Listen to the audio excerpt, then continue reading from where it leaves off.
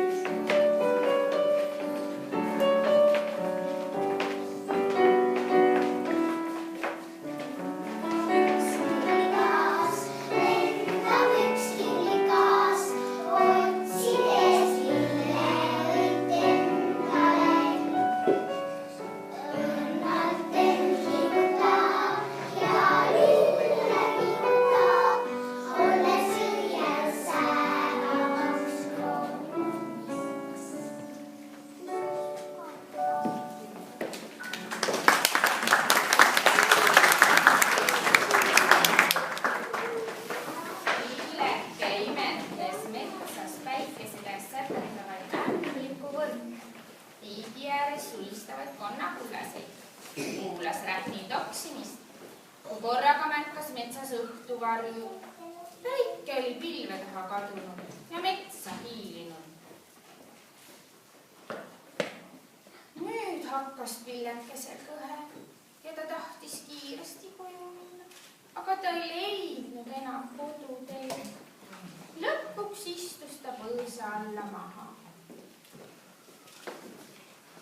Kait ja Taat muretsesid kodus, kuni läksid pillekest metsa otsima. Pilleka, Pillekuu! Pilleka, Pillekuu!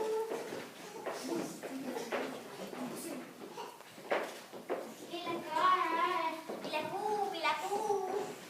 Eit ja Taat kõndisid kaua mööda metsateid ja radu, aga ei leidnud oma kallist pillekest.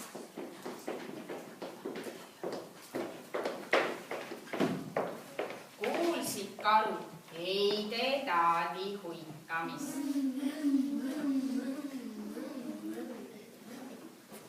Oi, suutäis on hea. Ja kadusid metsa tagasi. Kuulsid hundikutsikad Heide Taadi huikamist ja mõtlesid. Sellest saab midagi hamba alla.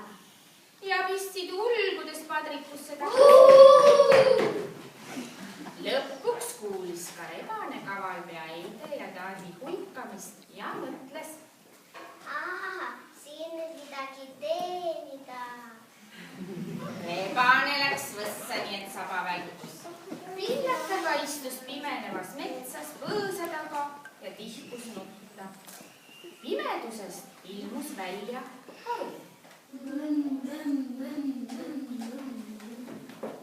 Mis sa nutad, Pilleke? Tule istu mulle selga. Ma viin sind koju Heide ja Taadi juurde. Nad juba otsivad. Ei tule nalgi. Liiga karvane kasukas on. Ja karud läksid oma teed. Varsti kostus jälle samme. Tulid hundikutsikad. Mis sa nutad, ma viin sind koju. Tule istu mulle selga. Ei tule ma ühtki, liiga terav selgroog on. Hundid plagistasid hambaid ja jooksid metsa tagasi. Nüüd hiilis nurga tagant välja rebane kavalpea. Pilleke, mis sa siin nutad? Ma ei tea, kus mu kodu on ja ma kardan kangesti. Istu siin vaikselt edasi, hundid ja karud tulevad, kus sa oled. Mina Heide ja Taadi üles otsin ja sinu juurde toon. Ja rebane läkski otse teel Heide ja Taadi juurde. Tere, tere, emake. Tere, tere, isake. Mis te nii hilja õhtul metsas olete?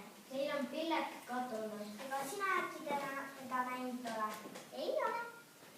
Ai, kulla vaderike, aita meil lapsukest otsida. Kulla vaderike, aita meil Pillekest otsida. Mis ma vaeva tasuks saan? Vana, kasu kullale. Ühes on vähe, otsige ise. Oota, aita meil Pillekest otsida, saab ühe kanaga sellest hästi rasvase. Ja nii nad läksidki pillekese põõsa juurde. Rebane ees ja Eit ja Taat järel. Eit ja Taat kallistasid pillekest ning läksid koos rebasega koju, sest rebane pidi ju kokkulepitud vaevatasu saama. Tulid aga hundikutsikad. Kuidas meie nii rumalad olime. Ja läksid tagasi.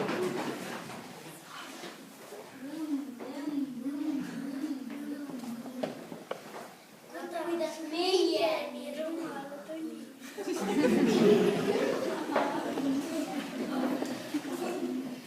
Rebane sai kirju kana ja oli oma kavalusega väga rahul.